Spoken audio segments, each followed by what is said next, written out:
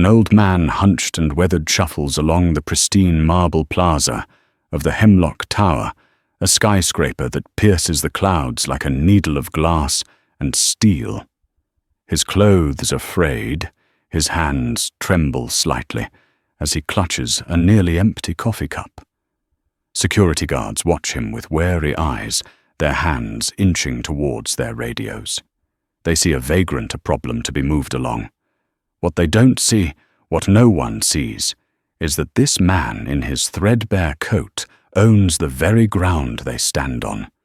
He owns the building, the bank inside it, and a fortune so vast it could rewrite the destiny of a small nation. And he is about to risk it all on the kindness of a stranger. Walter Hemlock was a ghost, haunting his own life. At 72, he commanded an empire built on shrewd investments, ruthless acquisitions, and a visionary grasp of technology that had revolutionized global logistics. His name was a quiet thunder in boardrooms from New York to Tokyo. His penthouse, occupying the entire top floor of the Hemlock Tower, offered a god's-eye view of the city, a sprawling map of his success, glittering and cold. But the vast minimalist space, filled with priceless art and silent deferential staff, felt less like a home and more like a mausoleum. The only warmth had been extinguished 5 years ago, along with the life of his wife Lorraine. Lorraine had been his anchor, his conscience. They had met in college long before the billions. She was a volunteer at a soup kitchen. He was a fiercely ambitious business student with holes in his shoes. She saw past the ambition to the flicker of a good man, and she spent the next 45 years fanning that flame. "It doesn't matter how high you build your towers, Wally," she used to say, her hand on his, "if you forget the feel of the ground." Her death from a sudden illness had shattered him. He continued to build, to acquire, to win. It was the only language he knew. But the victories were hollow. The world he saw from his tower seemed to have curdled. He saw greed, entitlement, and a transactional coldness in everyone, from the corporate raiders he battled to the fawning executives who managed his charities. They spoke of impact metrics and brand alignment, but their eyes were devoid of genuine compassion. The breaking point came during the annual gala for his own flagship charity, the Hemlock Foundation. A slick young director, Chase Benton, was presenting a slideshow on their latest initiative. He clicked to a photo of a smiling child. "This is David," Chase announced with practiced sincerity. "Thanks to our new program, David's life has been quantifiably improved by 17.8%. Walter felt a cold rage rise in him. 17.8%. You don't measure a child's hope in decimals. Lorraine would have been appalled. She would have known David's favorite color, the name of his dog, the sound of his laughter. That night, looking out at the city lights that no longer held any magic, Walter made a decision. He was about to restructure his will and the entire foundation. He planned to make one final monumental endowment, a fund so large it would be a legacy for centuries. But he wouldn't give it to Chase Benton and his pie charts. He would find a true heir to Lorraine's spirit, one person, one organization, one soul that embodied the unconditional kindness she believed in. And he would find them himself. He summoned his only trusted confidant, his lawyer of 30 years, Gideon Shaw. Gideon was a precise, pragmatic man who had navigated Walter through hostile takeovers and complex international laws. When Walter laid out his plan, Gideon's face, usually a mask of professional calm, betrayed a deep concern. "Walter, this is unorthodox," Gideon said, adjusting his glasses. "You want to what? Dress up as a destitute man and wander the city." "I don't want to dress up, Gideon," Walter corrected, his voice raspy. "I want to become invisible.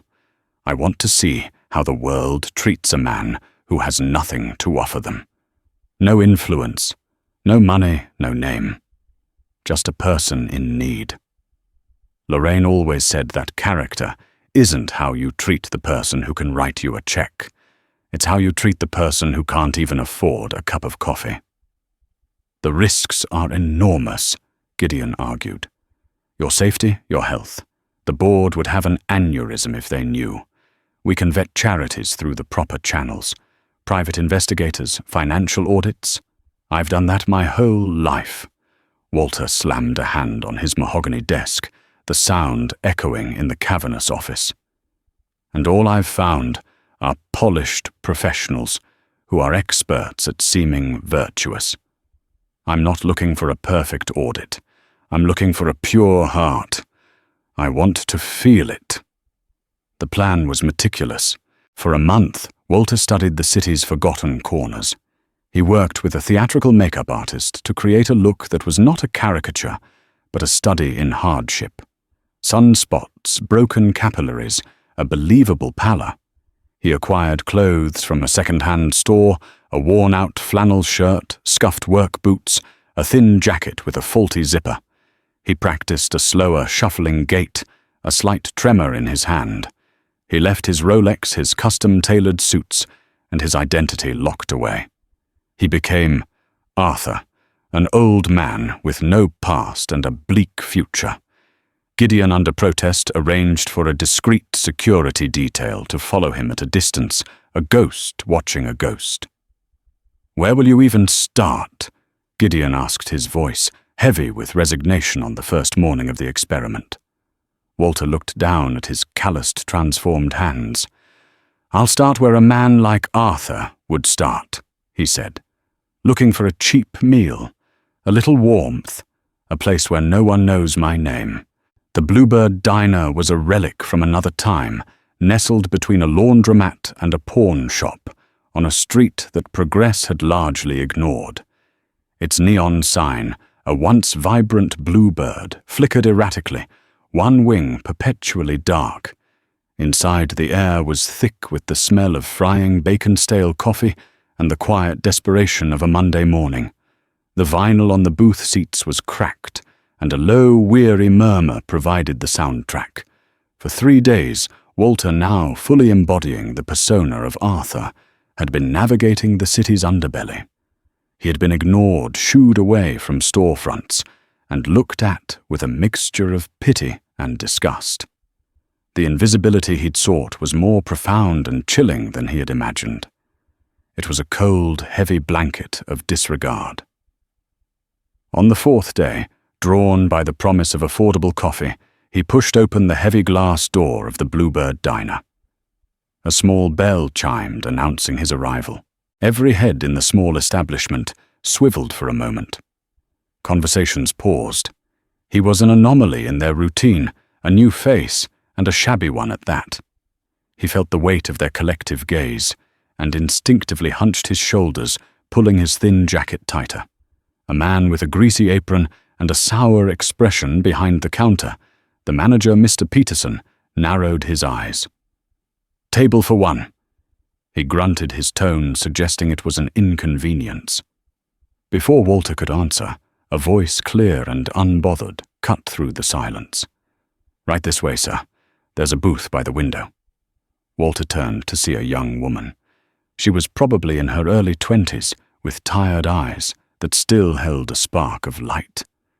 Her brown hair was pulled back in a simple ponytail, and her uniform, a pale blue dress with a white apron, was clean but faded from countless washes. Her name tag read, Anna. She led him to a small booth, her steps quick and efficient. She moved with the practiced economy of someone who had been on her feet for hours. She placed a menu, its plastic cover, sticky to the touch, on the table. "Coffee?" she asked, her smile small but genuine. Just water for now, please." "Thank you," Walter mumbled, avoiding her eyes. He was still not used to the shame that came with this role, the feeling of being a burden. "No problem. I'll be right back with that," she said, her voice holding no judgment. From his vantage point, Walter observed her. The diner was her stage, and she moved across it with a quiet grace. She refilled the coffee of a grumpy truck driver, patiently listened to an elderly woman recount a story about her cat for the third time, and expertly balanced a tray laden with plates.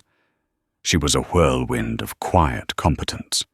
He also saw the challenges she faced. He watched as a couple in a nearby booth, the Chadwicks, called her over. Mrs. Chadwick, a woman with a face set in permanent disapproval, pointed a perfectly manicured finger at her toast. "This is burnt," she declared. "I asked for light brown. This is charcoal." Anna looked at the toast, which was at worst a medium gold. "I'm so sorry about that, ma'am.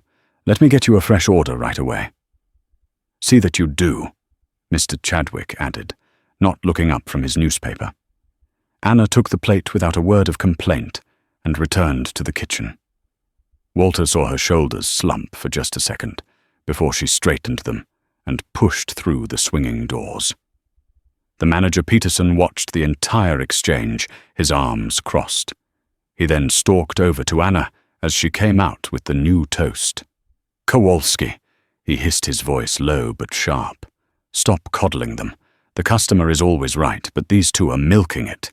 You're wasting food, you're wasting time." "I'm just trying to make sure they have a good experience, Mr. Peterson." Anna replied softly, her gaze fixed on the plate in her hands. "Their experience is costing me money, and you—" he said, his eyes flicking over to Walter's booth with disdain. "Don't let him sit here all day, nursing a free water. This is a business, not a shelter." He walked away, leaving Anna standing there for a moment, a flash of hurt in her eyes, before it was replaced by a stoic resolve. She took a deep breath, pasted the small smile back on her face, and delivered the new toast to the Chadwicks. Walter felt a knot tighten in his stomach. He was seeing the world through Arthur's eyes now, and it was a harsh, unforgiving landscape. He saw a system that rewarded the demanding and punished the decent. And in the middle of it all was this young waitress, Anna, a small beacon of grace in a sea of casual cruelty. His test had begun, and he had found his subject. Now he just had to see how brightly that light could shine before it was extinguished. Walter sat in the booth for nearly an hour, nursing his glass of water. He read the menu from top to bottom, then back again, not because he was hungry, but because it gave him a reason to be there. He could feel Mr. Peterson's eyes on him, like a physical weight, a constant pressing reminder that he was unwelcome. Other customers came and went, their laughter and conversations a world away from his silent vigil. Anna passed his table several times, always with a subtle, reassuring nod. She never pressured him, never hovered impatiently. She simply acknowledged his presence, a small gesture that felt monumental in his current state of invisibility. Finally, he knew he couldn't delay any longer. He had to order something or be kicked out. He scanned the prices, the numbers swimming before his eyes. He had a few crumpled dollar bills in his pocket, a prop for his roll. He flagged Anna down, his hand, trembling slightly. I think I'll just have a side of toast," he said, his voice barely a whisper. "Dry?" "Of course," Anna said. She hesitated for a moment. "Are you sure that's all the soup of the day is split pea? It's pretty good. Very warming." Walter flinched inwardly, the simple question feeling like an accusation of his poverty. "The toast is fine, thank you." She gave him that same small, kind smile and went to put in the order. As he waited, he overheard her talking to the cook, a burly man named Saul, through the service window. "Just a side of dry toast for table 7, she said. Sal grunted. "That old guy, he's been here an hour. Peterson's about to blow a gasket." "He's not bothering anyone, Sal." "Yeah, well, he's taking up a 4-top. That's money walking out the door." Walter sank lower in his seat. He was a liability, a piece of furniture that wasn't generating revenue. The toast arrived 2 sad, pale squares of bread on a plate. As Anna set it down, their eyes met for a second. In her gaze, he saw not pity, but something that looked like understanding. It was deeply unsettling. He ate the toast slowly, taking tiny bites to make it last. Each minute he stayed was a small act of defiance against Peterson's hostile glare. He was about to ask for the check, his experiment for the day seemingly at its end, when Anna returned to his table. She was carrying a steaming bowl. "Whoops," she said, with a slight, almost conspiratorial smile. "Sal made an extra bowl of the split pea by mistake. It's just going to get thrown out. Hate to see it go to waste. Would you mind?" She placed the bowl in front of him before he could protest. It was thick and green, a sprig of parsley floating on top. The warmth radiated up, chasing away some of the chill that had settled deep in his bones. Walter was speechless. He knew with absolute certainty there was no mistake. This was an act of pure, unadulterated kindness, cleverly disguised as a fortunate accident to preserve his dignity. It was a move so full of empathy and grace that it took his breath away. It was something Lorraine would have done. I don't know what to say," he stammered, genuinely moved. "Don't say anything," she said softly, already turning to another table. "Just enjoy. It's a cold day." He picked up the spoon. The first taste was sublime, not because of the flavor, but because of the intention behind it. It was warmth. It was nourishment. It was a stranger looking at a forgotten man and seeing a human being worthy of a hot meal. As he ate, he discreetly watched her. He noticed the slight fraying at the cuffs of her uniform and the worn-out soles of her sensible shoes. He saw her check her phone during a brief lull, a flicker of worry crossing her face before she quickly tucked it away. This kindness she had shown him wasn't free for her. That bowl of soup, which she had almost certainly paid for out of her own pocket, represented a small piece of her livelihood. When he was finished, he motioned her over for the check. It listed only the toast. He left the $2 he had on the table, an amount that felt both paltry and profound. As he shuffled towards the door, he passed her near the counter. "Thank you," he said, his voice thick with an emotion that was not part of the act. That was the best soup I've ever had." Anna looked up from polishing silverware, a genuine warmth flooding her tired eyes. "I'm glad," she said. "You come back. Any time you need to warm up, you hear?" Walter nodded, unable to speak, and pushed his way out into the cold street. The wind whipped at his face, but he barely felt it. A warmth was spreading through his chest that had nothing to do with the soup. It was the faint, flickering heat of hope. He had found a spark in the darkness. Now he had to see if the world would let it burn. Gideon was waiting in a black sedan half a block away, looking deeply concerned. He had been listening via a small microphone hidden on Walter. "Are you all right, Walter?" Gideon asked as the old man got into the car.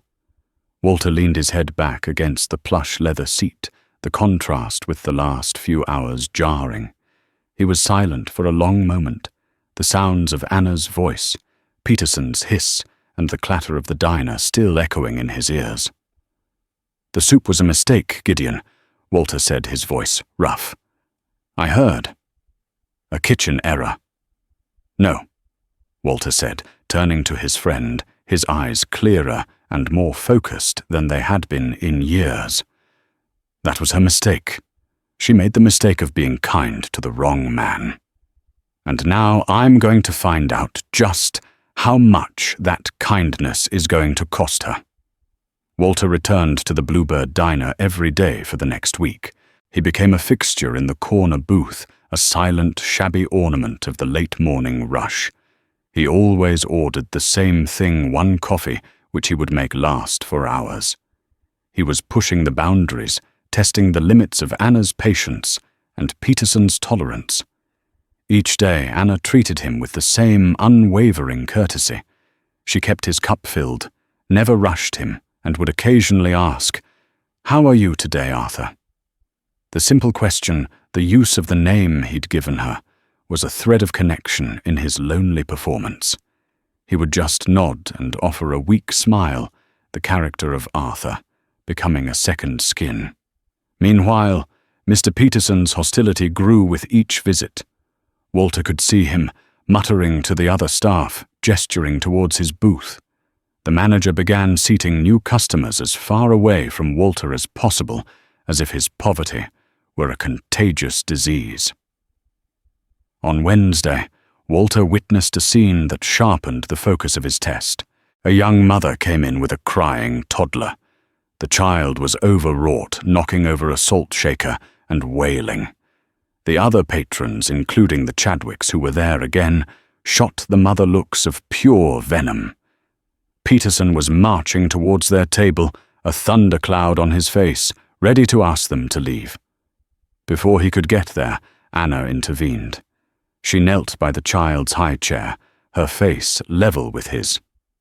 "Hey there, little man," she said softly, ignoring the mess. She pulled a sugar packet from her apron, and with a few quick tears fashioned it into a crude but effective stick figure. She made it dance on the table. The toddler's cries hiccuped into silence, his eyes wide with fascination. Within a minute he was giggling. The mother looked at Anna with tears of gratitude in her eyes. Peterson stopped in his tracks, scowled and retreated. Walter watched his heart aching. He saw not a waitress, but a natural-born caregiver, a healer. He later learned through Gideon's discreet background check that Anna was in her second year of nursing school, attending classes at night and working double shifts at the diner to pay for it. The report also contained a devastating detail. Anna was the sole guardian for her younger brother Leo, who was 17. Leo had a rare and aggressive form of leukemia, and was undergoing a grueling experimental treatment at the city hospital, a treatment whose costs were astronomical and barely covered by their meager insurance. Every dollar Anna earned, every tip she pocketed, was not for herself. It was for Leo. Her exhaustion suddenly had a face. The worry he saw flicker across her features now had a name. And her kindness to him, a man who gave her nothing in return, became an act of profound, almost reckless sacrifice. The following Monday, Walter decided it was time for the final, most cruel part of his test.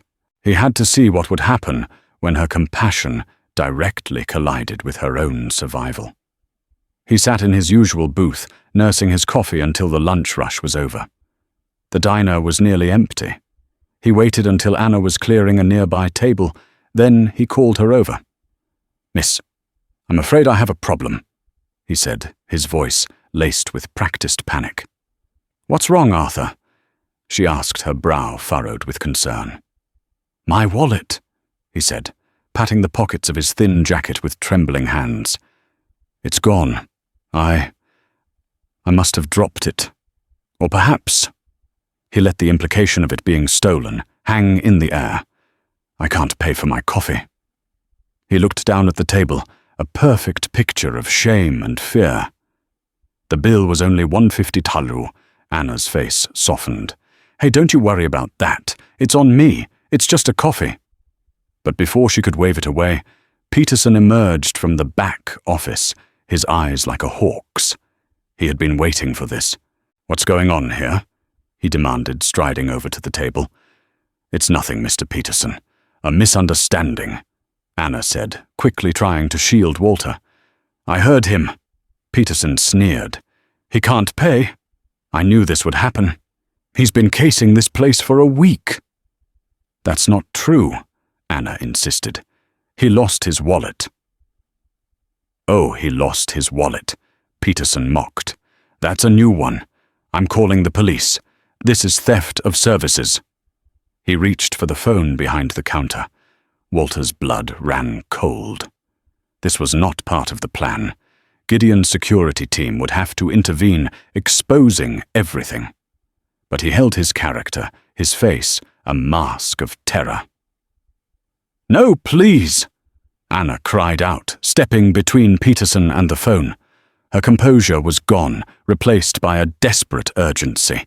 "Please don't. He's an old man. It's $1.50. It's a mistake." "It's the principle of the thing, Kowalski. We are a business." "Then let me handle it as a business," she said, her voice shaking but firm. She reached into her apron pocket, her fingers pulling out the few dollars in tips she had made that day. Money for Leo's bus fare to the hospital, for a co-pay for a meal. She slapped $2 onto the counter. "There, his coffee is paid for. The business has its money. Now please just leave him alone." Peterson stared at the money, then at Anna, his face a mask of contempt. He was furious that she had undermined his authority. Walter looked at Anna, and what he saw shattered him. He saw a young woman already carrying the weight of the world, willingly taking on his burden, protecting a worthless stranger at her own expense. She was shielding him, a man with more money than Peterson would see in 100 lifetimes with her grocery money. The sheer staggering force of her decency was like a physical blow. Peterson snatched the money from the counter. "Fine," he hissed at her. "Have it your way. But you and I are going to have a talk. In my office. Now." He shot Walter one last look of pure hatred. "And you," he snarled. "Get out and don't ever come back." Anna turned to Walter, her face pale. She ignored Peterson's order to follow him. Instead, she walked to the booth, collected the empty coffee cup, and looked him in the eye. Her own job was hanging by a thread. She had just been humiliated, but her focus was still on him. "Everyone has a bad day, sir," she said, her voice quiet but clear, a lifeline in the hostile silence. "Don't let this be the end of it. Let this be a sign that tomorrow will be better." And then she turned and walked towards the manager's office to face her fate. Walter sat frozen for a moment, her words echoing in his head. Tomorrow will be better. It was the kind of simple, powerful hope Lorraine used to offer. It was a defiant belief in the good spoken in the face of the bad. It was the answer to the question he hadn't even realized he was asking. He slowly got to his feet and shuffled out of the Bluebird diner for the last time, the bell chiming his departure. This time, the cold of the street couldn't touch him.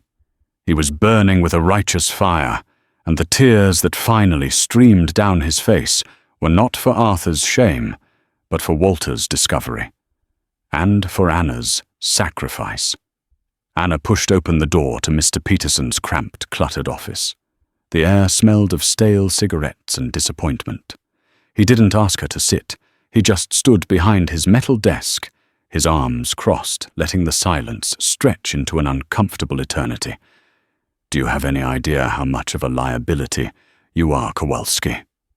He finally began, his voice dangerously low. "I was just trying to de-escalate the situation. Mr. Peterson." Anna said, her hands clasped tightly behind her back. "Calling the police. Over $1. This isn't about the dollar." He snapped, slamming his hand on the desk, making a stack of invoices tremble. "It's about the image of this establishment. It's about standards. For a week you have encouraged that vagrant to camp out in a prime booth. You gave him free food, and today you paid his bill with your own money in front of me. You made me look like a fool, and you made this diner look like a charity ward." "He's a person," Anna whispered, her voice trembling. "He was harmless." "He was bad for business?" The Chadwicks complained, said his presence was unappetizing. "Do you know who the Chadwicks are? They own the biggest realty firm in the neighborhood. Their opinion matters. He jabbed a thumb towards the door, does not. And by coddling him you have shown me that your judgment is fundamentally flawed. Your priorities are not aligned with the needs of this business." Anna felt a cold dread creep up her spine. She knew where this was going. "Mr. Peterson, I am a good waitress. My tables are always happy. I'm never late. I cover shifts for anyone who asks." "You're a bleeding heart, that's what you are." He cut her off. "And we're hemorrhaging money as it is. I can't afford to employ a social worker. I need a waitress." He opened a drawer and pulled out a small envelope. "This is your final pay. I'll count it as 2 weeks' severance. I want you to clear out your locker. I want you gone in 10 minutes. The words hit her like a physical blow. Fired. She was fired. "But my brother—" She stammered the words, catching in her throat. "The hospital bills. I need this job." For the first time, a flicker of something other than anger crossed Peterson's face. It wasn't sympathy but weary annoyance. "That's not my problem, Anna. Everyone's got a story. My story is that my profits are down 15% this quarter, and I'm not running a soup kitchen. You made your choice when you decided to adopt that old man." There was nothing left to say. The finality in his voice was absolute. Numbly, she took the envelope, turned, and walked out of the office. The few staff members still on shift avoided her eyes, suddenly busy wiping down counters or stacking glasses. She was already a ghost to them. She cleaned out her small locker in the back room, stuffing her apron and a spare pair of shoes into her bag. The smell of grease and coffee, a smell she had always associated with exhaustion and survival, now seemed like the scent of utter failure. Her act of kindness had cost her everything. As she walked out the back door into the alley, a light drizzle began to fall, cold and persistent. The city lights blurred as tears welled in her eyes. She leaned against the cold brick wall, the reality of her situation crashing down on her. No job. Rent was due next week.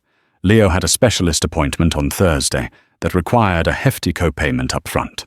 The $2 she had used to pay for Arthur's coffee felt laughably, tragically insignificant now. Her phone buzzed in her pocket. It was a text from Leo. "Chemo went okay today. The nurse, Janet, said I was brave. Are you bringing home that lemon pie you promised?" A sob escaped her lips, raw and painful. She had promised him a slice of the diner's famous lemon meringue pie as a treat.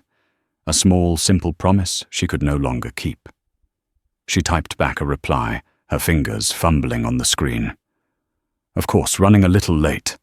Be there soon. Love you. A lie."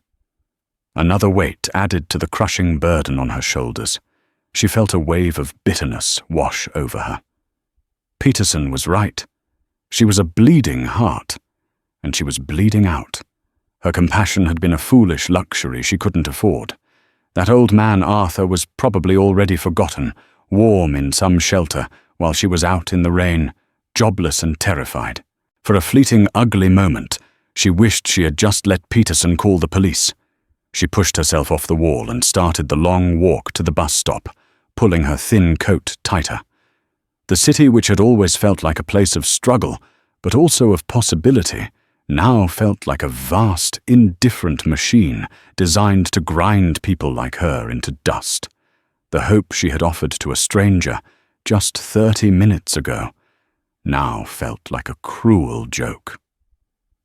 Tomorrow was not going to be better. Tomorrow was going to be a catastrophe. From the dark sedan parked across the street, Walter Hemlock watched her walk away, a solitary, defeated figure swallowed by the deepening twilight. The audio from the hidden microphone in the office had been crystal clear. He had heard every word of her dismissal, every ounce of Peterson's callousness. Gideon sat beside him, his face grim. "The security team confirms she's on the bus heading home," Gideon reported quietly. "Do we intervene now, Walter?" Walter didn't answer. He was watching the darkened window of the diner. He saw Mr. Peterson come out front, flip the open sign to closed, and lock the door, his movements brisk and self-satisfied. Walter's knuckles were white as he gripped the armrest. The cold rage he'd felt at the charity gala was nothing compared to the glacial fury that now filled him. This wasn't just an injustice. It was a desecration of the very principle he had set out to find. The world had not only ignored a beacon of kindness, it had actively, punitively extinguished it. "No," Walter said finally, his voice a low growl that held the promise of an earthquake. "We don't intervene. Not yet. Ms. Kowalski is going to have a few difficult days. But Mr. Peterson's difficult days are about to last for the rest of his life." He turned to Gideon. "Get me everything you have on him. His finances, the diner's lease, his suppliers, his personal debts, everything, and get our real estate division on the line. I'm interested in acquiring a new property." Gideon nodded, a grim understanding in his eyes. The test was over. The retribution was about to begin. The next 3 days were a special kind of hell for Anna. She woke up each morning with a jolt of panic, the brief, merciful amnesia of sleep, replaced by the cold, hard reality of her situation. She spent hours online, applying for any service job she could find, waitressing, bartending, retail cleaning. The responses were few and disheartening. "We'll keep your application on file. We're looking for someone with more experience in fine dining." The lie to her brother weighed heavily on her. She had told him the diner had temporarily closed for renovations, a flimsy excuse that bought her a little time. But Leo was sharp. He could sense the tension in her voice, see the dark circles under her eyes. "You're worried about money again, aren't you?" he asked one evening from his hospital bed during her visit. He looked so frail, his skin almost translucent. "Don't you worry about that," she said, forcing a cheerful smile. "I've got it all under control. You just focus on getting strong." But she had nothing under control. The envelope from Peterson contained just enough to cover the rent, with almost nothing left over. The co-payment for Leo's next treatment loomed like a tidal wave she had no hope of outrunning. For the first time, she considered dropping out of nursing school, a thought that felt like a betrayal of her entire future. On the 4th day, as she was sifting through a pile of bills on her small kitchen table, an envelope arrived that was strikingly different from the others. It was thick, creamy cardstock, her name and address typed in an elegant, crisp font. The return address read, "Hemlock Shaw and Associates, Attorneys at Law." The name meant nothing to her, but the imposing address was in the heart of the city's financial district. Her heart pounded in her chest. Was Peterson suing her? Had she done something wrong? With trembling fingers, she tore it open. The letter was brief and formal. "Dear Ms. Anna Kowalski, we are writing to you regarding a confidential employment and endowment matter. We request your presence at our offices on the 88th floor of the Hemlock Tower this Friday, August 22nd at 10:00 a.m. sharp. A car service will be waiting outside your residence at 9:15 a.m. to facilitate your transport. Please be assured that this is a matter of significant and beneficial interest to you. Sincerely, Gideon Shaw, Senior Partner." Anna read it 3 times. Employment and endowment matter. Beneficial interest. It made no sense. She had never heard of these people. Maybe it was a mistake, a scam. But the quality of the letter, the mention of a car service, it felt unnervingly real. A tiny, terrified flicker of hope ignited within her. Could this be a job interview? How did they even get her name? On Friday morning, consumed by a mixture of dread and desperate curiosity, she put on her only nice blouse and a pair of dark slacks. Punctually at 9:15 a.m., a sleek black town car, the kind she had only seen in movies, pulled up to her modest apartment building. The driver, a man in a crisp suit, held the door open for her. The ride downtown was surreal. She felt like an imposter, a working-class girl being chauffeured into a world where she did not belong. The Hemlock Tower loomed before them, a monument of wealth and power that scraped the sky. The lobby was an echoing cathedral of marble and glass. A security guard directed her to a private elevator. "Mr. Shaw is expecting you, Ms. Kowalski," he said, his tone respectful. The elevator ascended with dizzying speed, the silence broken only by a soft chime as it reached the 88th floor. The doors opened onto a reception area that was larger than her entire apartment. A serene-faced receptionist led her down a long hallway with panoramic views of the city. She was shown into a vast corner office. A man in an impeccably tailored grey suit stood looking out the window, his back to her. He was tall and had an air of quiet authority. "Ms. Kowalski," he said, turning around. "Thank you for coming. I am Gideon Shaw." He had a kind, serious face, with intelligent eyes behind wire-rimmed glasses. I'm not sure why I'm here," Anna said, her voice barely a whisper. "Please have a seat." Gideon gestured to a plush leather chair. "I understand your confusion. Let me assure you, you are in the right place." He paused, his eyes studying her with a gentle intensity. "For the past week, you have been the subject of a very particular vetting process." Anna's confusion deepened. "Vetting for what?" "For the Lorraine Hemlock Endowment," Gideon said. "A private fund established to identify and reward individuals who exhibit extraordinary character and compassion in the face of adversity." Before Anna could process this, a side door in the office opened. A man walked in. He was older, in his 70s, with piercing blue eyes and an aura of absolute command. He wore a dark, perfectly tailored suit that probably cost more than she earned in a year. His face was weathered, but strong, and it was devastatingly familiar. Anna gasped, her hand flying to her mouth. The face was the same, the eyes were the same, but the haunted, beaten-down shame was gone. The shabby clothes were gone. The trembling hands were steady. It was Arthur. Walter Hemlock stood before her, not as a vagrant, but as the master of this universe. "Hello, Anna," he said, his voice no longer a frail mumble, but a rich, resonant baritone, filled with a complex mixture of gratitude and sorrow.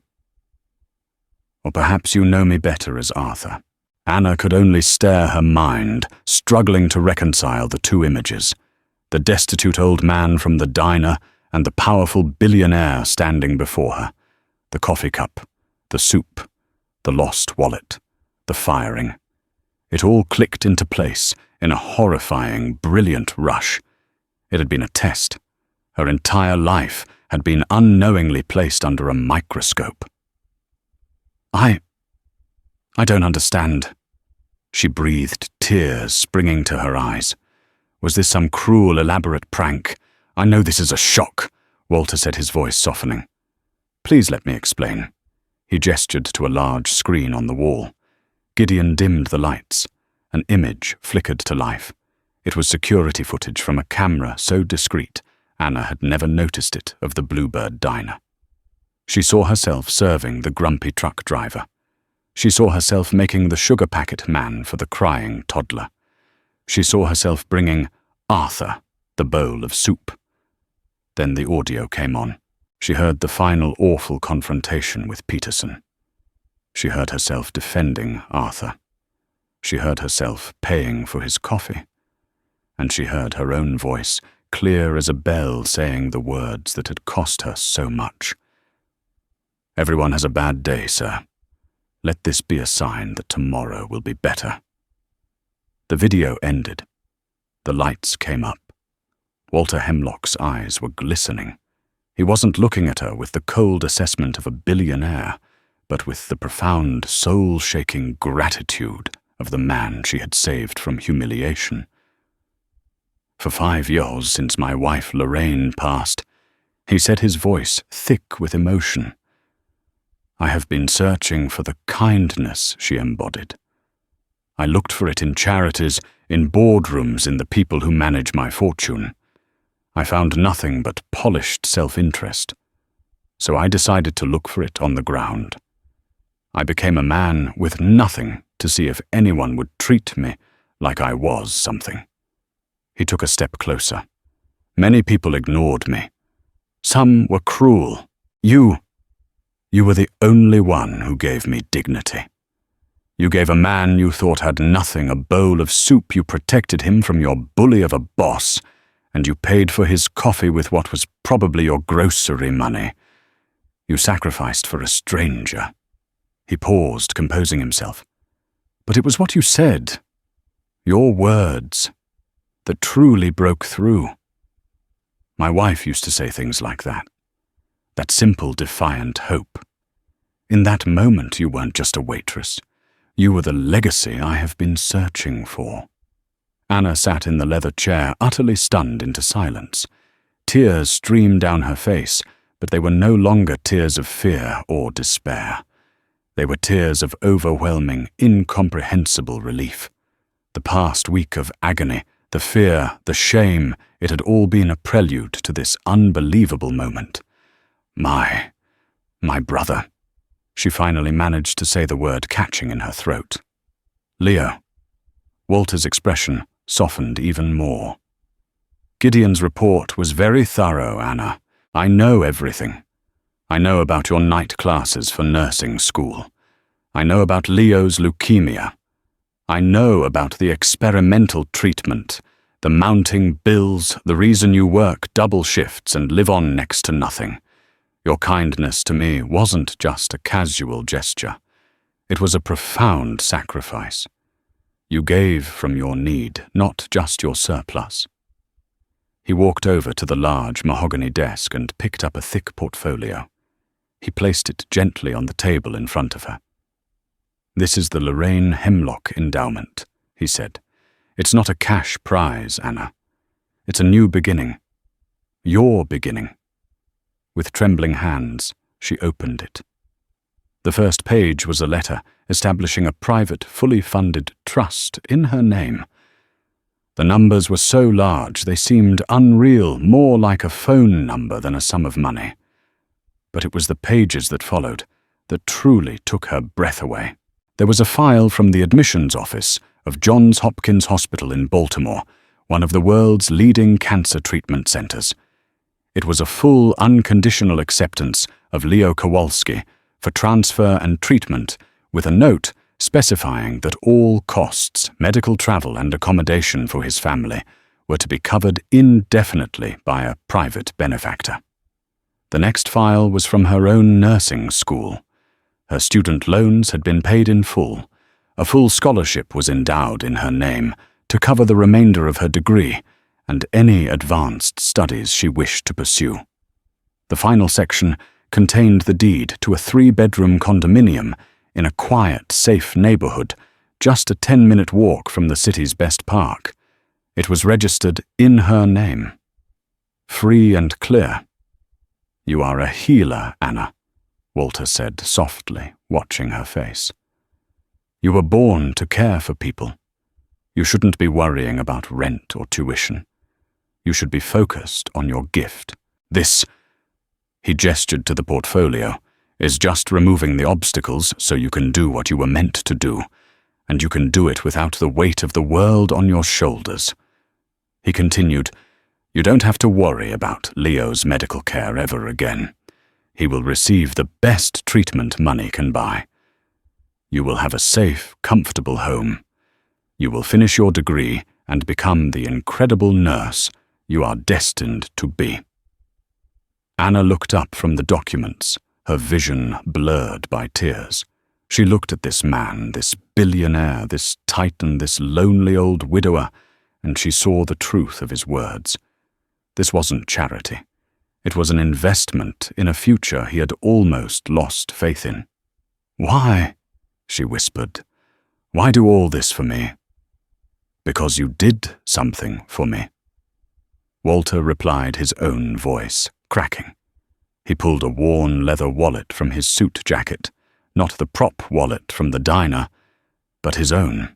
He opened it and took out a faded, creased photograph of a smiling woman with kind eyes. You reminded me of her. You showed me that my wife's spirit, her belief in the unwavering goodness of people, wasn't just a memory.